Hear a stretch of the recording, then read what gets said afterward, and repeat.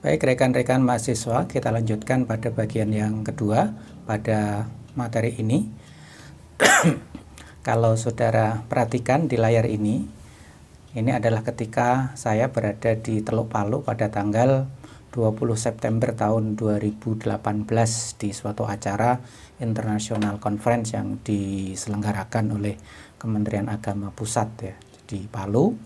Ini tanggal 20. Nah, kemudian pada tanggal 28 September ya, ini adalah background gunung ya, di mana saya mengambil foto, dan 8 hari kemudian kondisinya sudah seperti ini karena adanya gempa yang diikuti dengan tsunami. Menjadi sebuah musibah yang dulu kita sama-sama turut prihatin tentunya.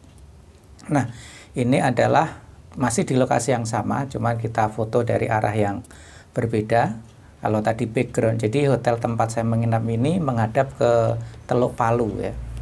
Jadi depan saya ini ada Teluk Palu. Nah, pemandangan yang terlihat kalau diambil dari mana? Dari hotel ini ya, dari hotel ini pada tanggal 28 Palu posisinya atau kondisinya adalah seperti ini. Jadi selang 8 hari dari acara yang diselenggarakan saat itu. Nah, apa maksudnya? Sebuah peristiwa, sebuah kejadian, sebuah fenomena itu juga menjadi sebuah sumber data yang bisa kita teliti ya. Jadi terjadinya suatu peristiwa itu merupakan rangkaian dari sebuah hubungan kausalitas atau sebab akibat ya. Ada sebab, ada akibat. Nah, riset kualitatif pada bidang ekonomi itu dapat meneliti penyebab terjadinya sebuah peristiwa dan apa dampak yang ditimbulkannya ya. Jadi dari kejadian tsunami seperti ini yang kemudian berdampak sangat besar di Palu, kemudian juga ada disusul dengan likuifaksi ya, jadi tanah yang kemudian seolah-olah tersedot ke dalam. Ini kemudian memberikan banyak dampak.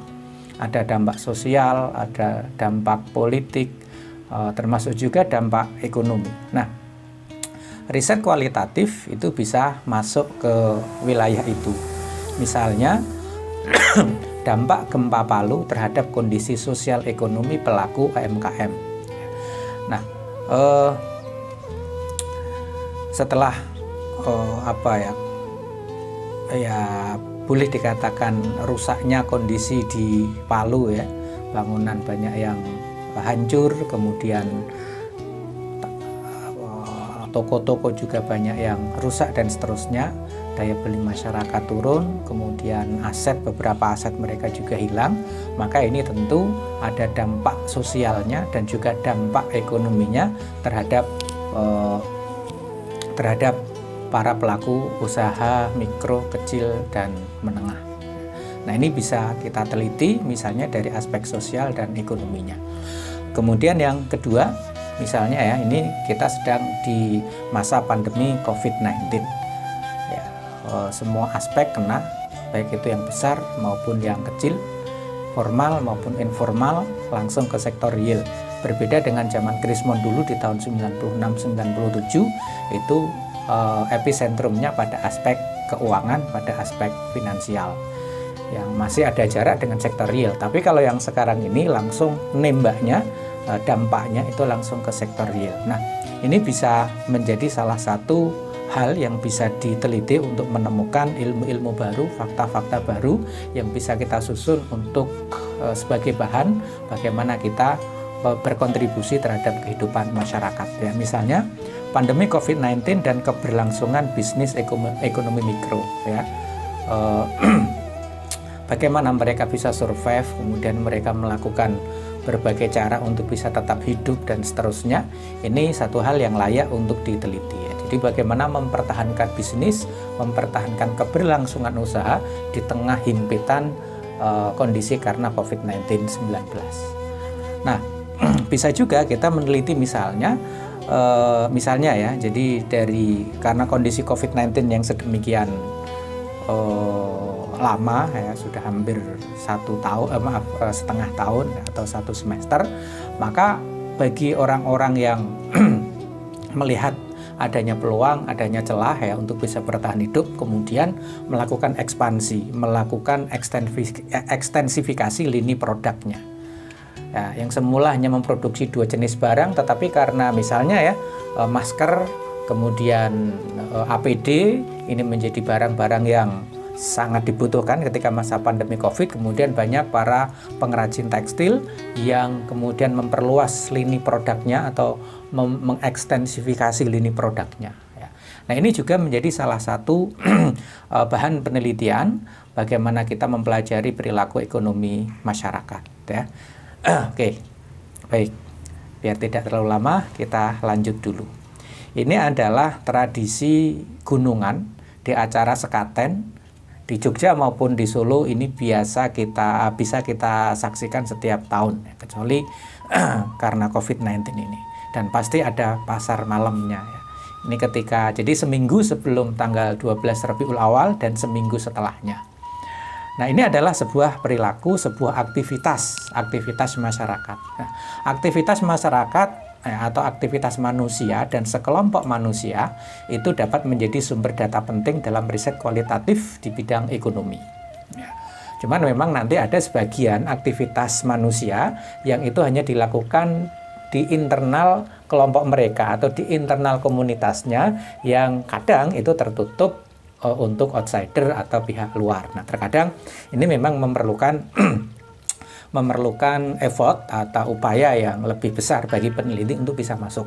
Nah, ketika masuk ya nanti tergantung kondisinya, apakah dia kemudian menjadi anggota dari komunitas itu untuk bisa mengikuti ritme dan juga aktivitas secara natural, atau mungkin ya tidak harus masuk ya. Jadi ini tergantung pada situasi, kondisi yang ada di lapangan. Jadi pada intinya bahwa aktivitas manusia atau sekelompok manusia, sekelompok komunitas ini bisa kita teliti dari aspek ekonominya ya. Nah, termasuk perilaku sekaten atau aktivitas pasar malam yang pasti mengikuti sekatenan. Nah, sebagaimana yang tampak dalam video ini saudara, bahwa ketika diselenggarakannya sekaten dengan gunungan ya, dengan gunungan yang sedemikian ditunggu-tunggu oleh masyarakat, kemudian diperebutkan sedemikian rupa, ini adalah salah satu bisa dikatakan pasar,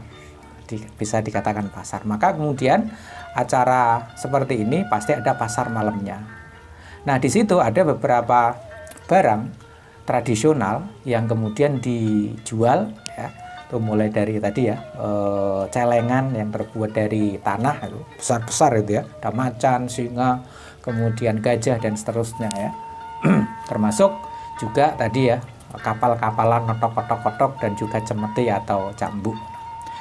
Nah, ini kita bisa meneliti nilai ekonomi sekaten bagi pelaku kesenian tradisional Yogyakarta. Sebetulnya kalau di sekaten itu juga ada aktivitas-aktivitas budaya, aktivitas seni ya, mulai dari tari-tarian, kemudian live music, kemudian ya banyak sekali yang itu menampilkan hal-hal yang sifatnya tradisional, termasuk tadi mainan-mainan yang dulu biasa kita nikmati ketika masih kecil ya.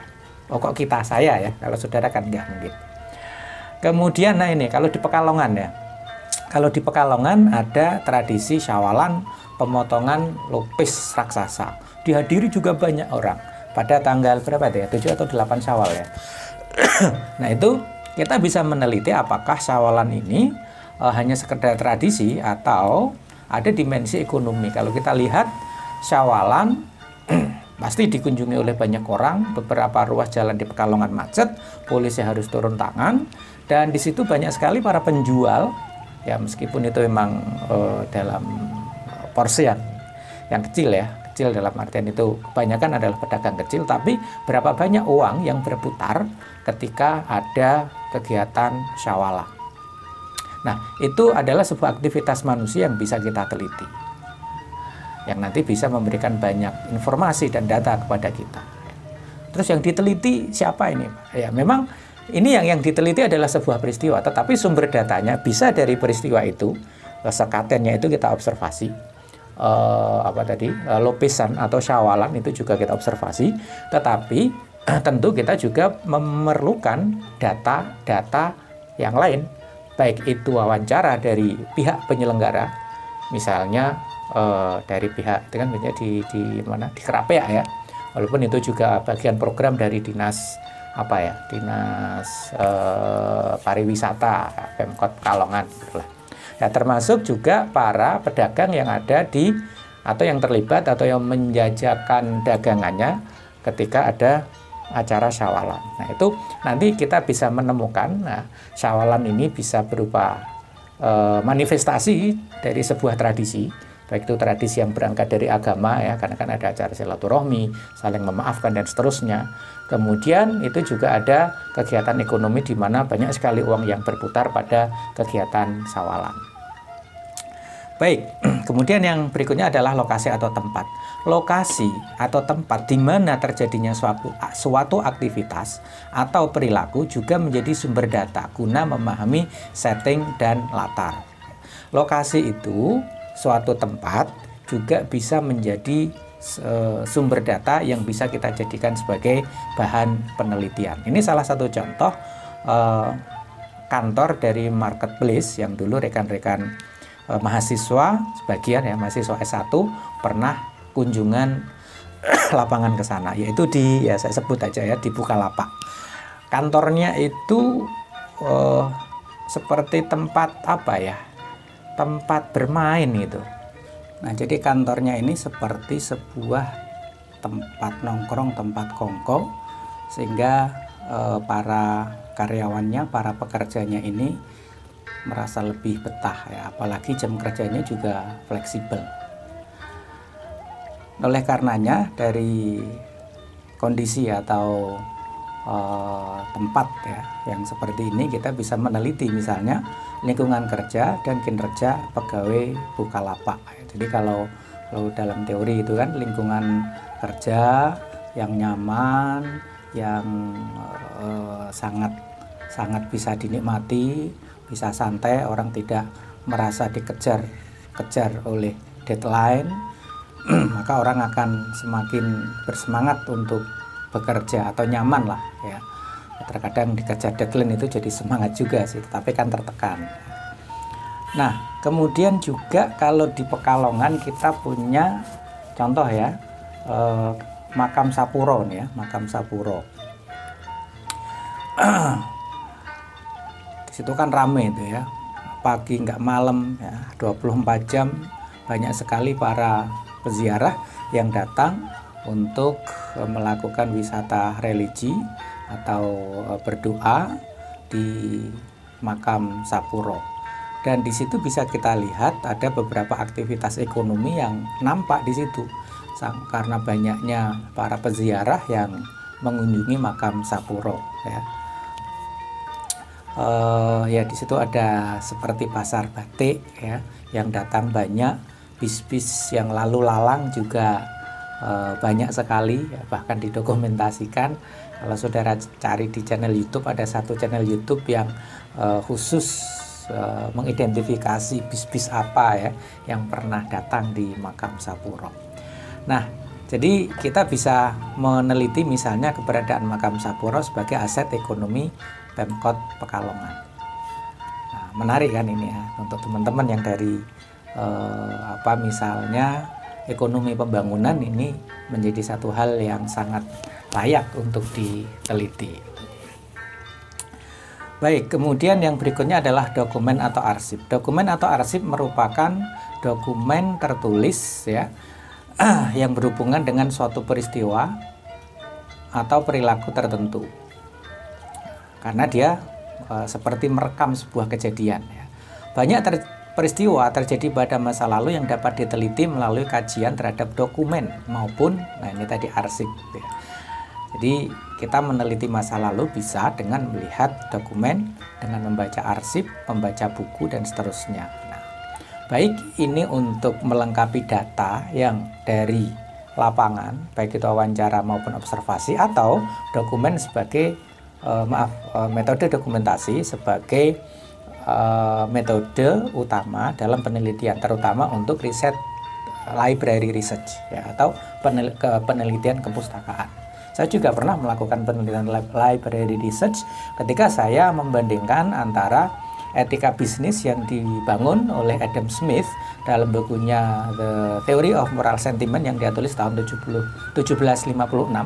Jadi 20 tahun sebelum menulis The Wealth of Nation 1776, dengan etika bisnis yang digagas oleh Imam Al-Ghazali, terutama dalam buku magnum opusnya yaitu Ihya Ulumuddin. Jadi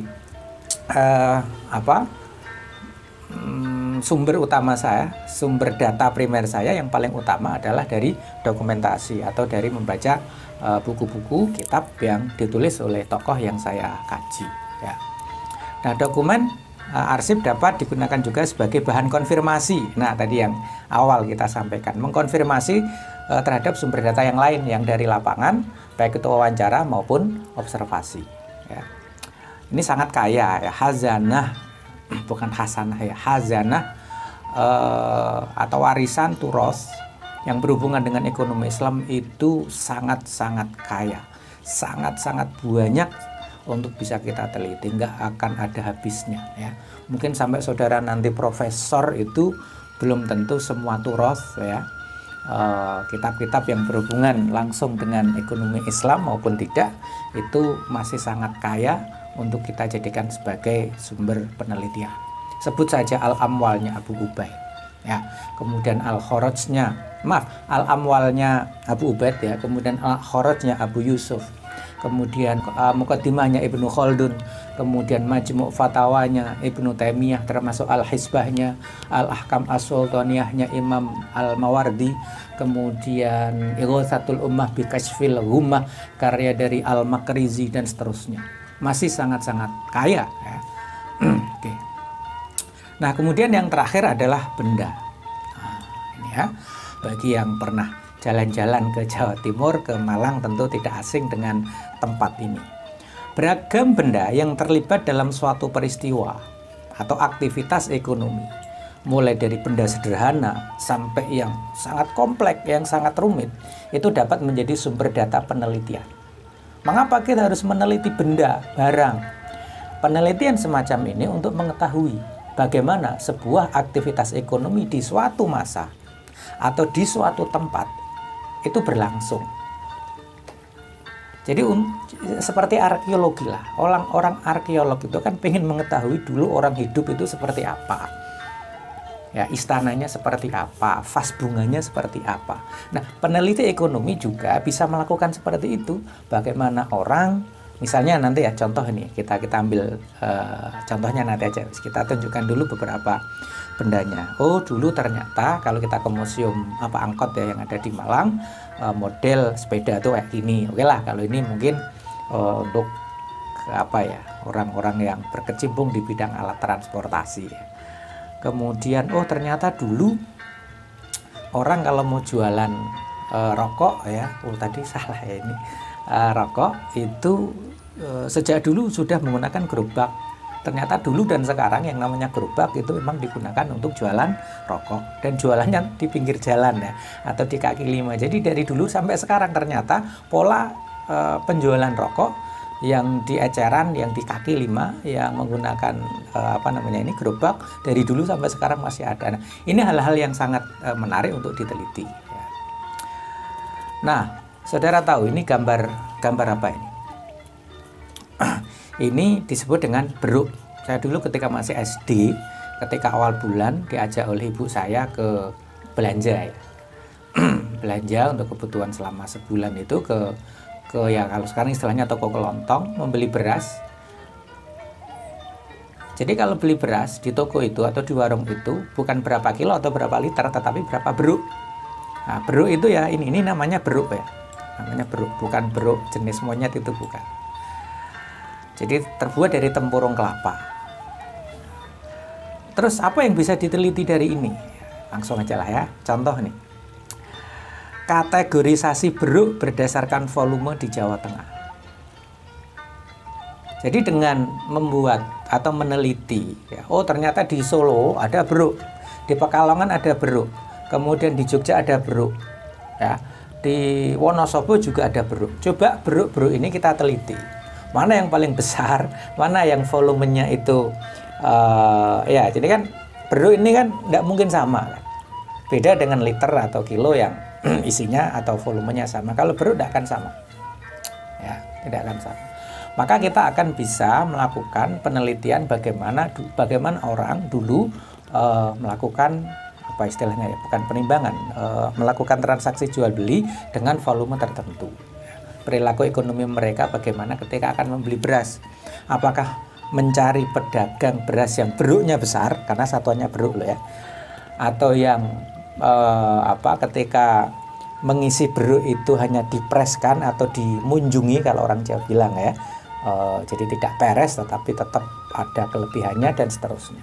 Itu untuk mempelajari perilaku ekonomi di masa lalu. Dan yang namanya perilaku ekonomi masa lalu itu tidak akan terputus sampai sekarang. Jadi ada kesinambungannya. Maka untuk mencari keterkaitan perilaku ekonomi sekarang dengan yang dulu, maka pelajarilah ya, risetlah apa yang dulu dilakukan oleh orang-orang zaman dahulu ketika mereka melakukan aktivitas ekonomi. Nah, kalau seperti ini, kalau kita mampu menyusun, mengkonstruk ya, membangun, oh ternyata bangunan perilaku ekonomi zaman dulu sampai sekarang seperti ini, luar biasa. Oke, tadi kemudian yang berikutnya kita menjawab pertanyaan seperti ini. Nah, dari benda-benda ya yang bisa kita lihat ya, walaupun di museum angkot itu memang ada yang genuine, ada yang hanya sekedar apalah ya, imitasi begitu ya. Walaupun yang imitasi sih nggak begitu banyak. Misalnya gini, pola distribusi barang dan jasa yang menggunakan transportasi hewan di daerah pesisir utara Pulau Jawa. Dulu ketika orang memindahkan barang dari satu tempat ke tempat yang lain, masih di dalam satu pulau yang sama, itu kebanyakan menggunakan transportasi hewan. Apakah itu kuda, apakah itu sapi, dan sejenisnya. Ada juga yang diangkut dengan tenaga manusia. Nah, ini bisa memberikan gambaran kepada kita, rekaman kepada kita bagaimana pola distribusi barang, ya, termasuk jasa, karena kan ada juga yang untuk mengangkut penumpang ya, pada zaman dahulu. Nah, bisa kita bandingkan dengan pola distribusi barang dan jasa di era sekarang ini, apalagi pada masa COVID-19 seperti ini. Nah, jadi ini satu hal yang sangat menarik bagi kita untuk melakukan penelitian berdasarkan sumber data yang berupa barang yang itu ternyata menyimpan rekaman, menyimpan garis historisitas yang sangat berharga bagi akademisi. Demikian rekan-rekan mahasiswa, jadi ada 6 hal yang bisa kita jadikan sebagai sumber data penelitian. Sehingga pada dasarnya kita tidak akan kehabisan untuk mencari tema, mencari celah yang bisa kita lakukan penelitian di dalamnya. Sangat-sangat banyak fenomena yang ada di kanan kiri kita yang butuh sentuhan para akademisi, khususnya ekonomi Islam, melalui riset yang berkualitas agar kita bisa berkontribusi terhadap kehidupan kemanusiaan. Demikian, semoga bermanfaat. Billahi taufiq wal hidayah. Kita bertemu lagi di kesempatan berikutnya. Assalamualaikum warahmatullahi wabarakatuh.